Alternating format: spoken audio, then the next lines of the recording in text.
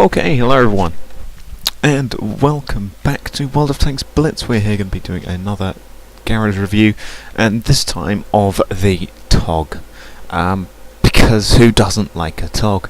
So, yeah, the TOG, it's a tier 6 British premium heavy tank, as we all know, and it's the best tank in the game, obviously. But no, it is a fun enough tank to drive, even if it is not the best tank. I mean, you can tell how big it is by just putting on something that really gives scale, such as the special D-Day camouflage, because the special D-Day camouflage is all about stripes. Well, you've effectively now got Battleship Dazzle camo on your TOG.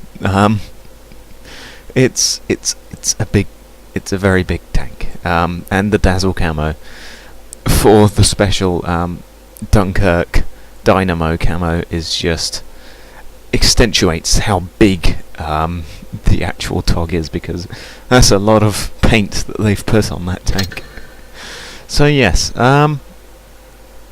TOG II designed for crossing trenches, part of the old gang, which is why it's called the TOG.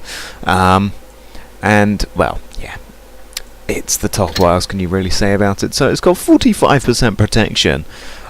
Oddly enough, the Churchill, for example, has got 39%. Don't know how that works, because the TOG is terribly armoured, but hey-ho, 45% protection. 47% firepower, 60% shot effectiveness, and 10% manoeuvrability. So, yeah, not great manoeuvrability, pretty good in the firepower, and surprisingly good in protection, but that's due to the fact that it has got 1540 hit points.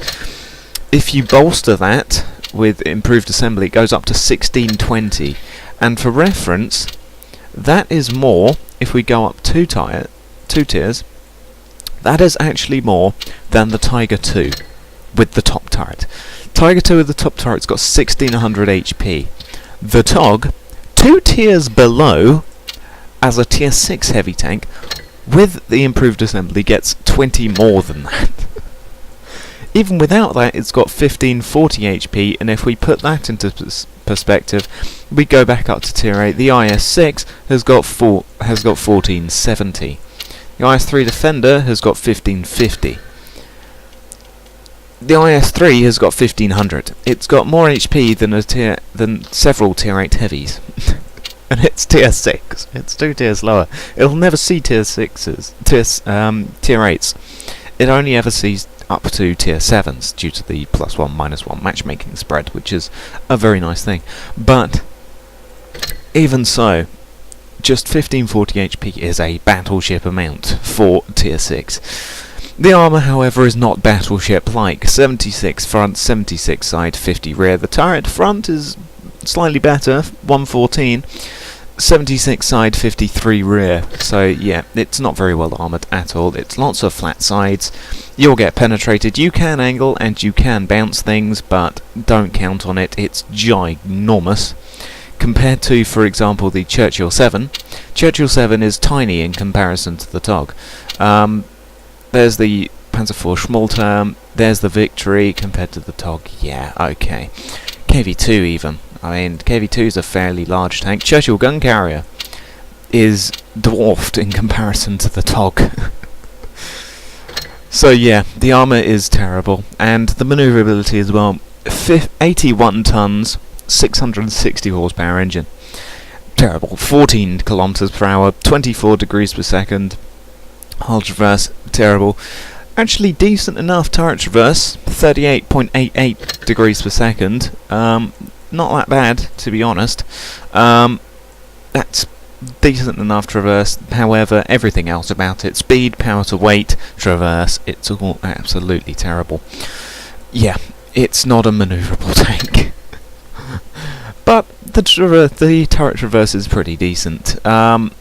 Because it's so big, circle strafing tanks are going to have problems. However, things like ELCs, now that the ELC is in the game, the TOG's worst nightmare has come back, which is the ELC, because it's so tiny.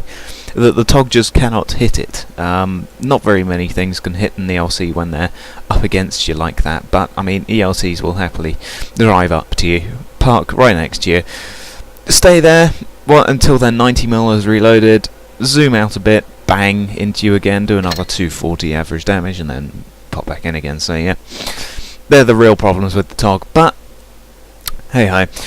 The turret has got a 278 meters view range, which is a fairly decent view range actually. It's better than some tier 6 tanks. Load limit 85 tons, yeah, fair enough. 24.30 to reverse speed, yeah, absolutely terrible. But the best thing about the TOG is of course the gun, which is an Ordnance Quickfire 17-pounder Mark 7 gun, which has got a 13.2 rate of fire, rounds per minute, which is a pretty rapid rate of fire. It's got a 171 average pen, 239 with APCR, 20 with HE, so decent pen for tier 6, that's very good penetration. Average damage is only 160 due to it being a 76.2mm gun, but you know, that's fairly standard to what we've come to expect. 135 with APCR, 200 with HE, but not many things are going to need HE at tier 6, so yeah. Very good dispersion, 0.32. 4.2 second aim time as well. Mounting this thing with vertical stabilizers, it's going to be just as suited to firing on the move as it is to firing standing still, which is one of the good things about the TOG, which is because it's so slow at moving, you can reliably hit shots on the move without suffering that much of a penalty.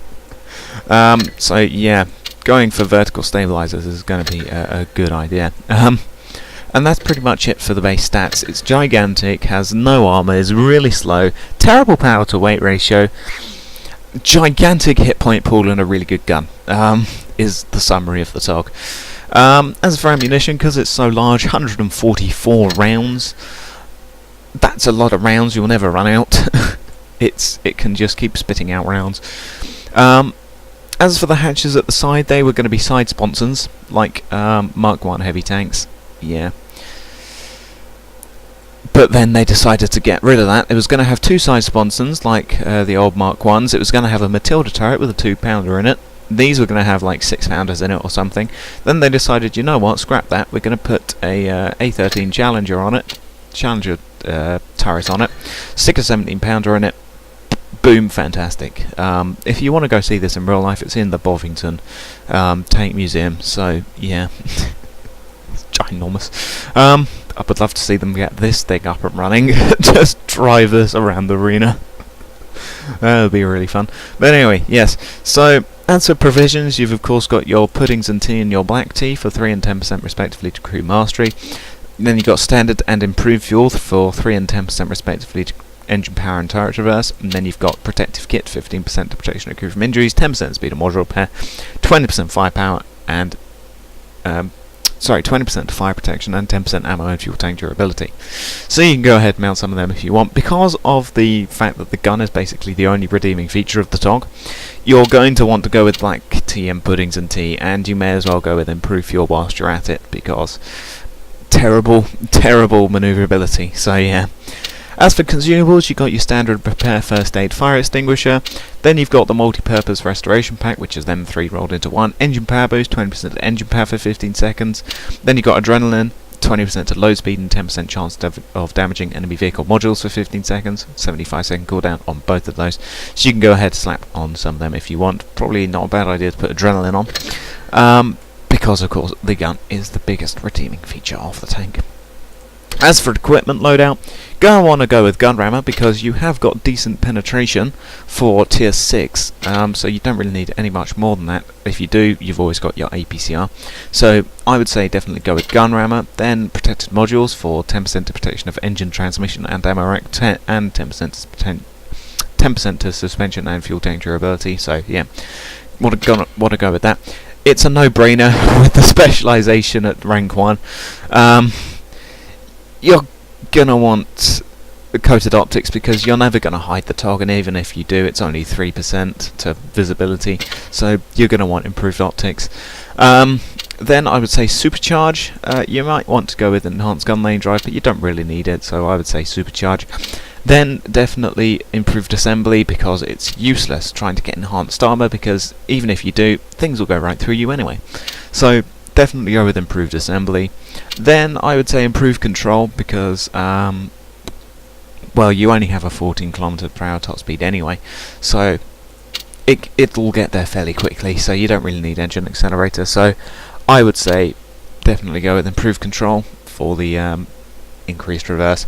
Then you're going to want to go with vertical stabilizers, just because it's got decent dispersion anyway, it's got very good accuracy, so you don't need the refined gun. So you're going to want to go with vertical stabilizer, because B, it's really good at firing on the move, and 15% to accuracy during movement and turret reverse is going to be much use to you.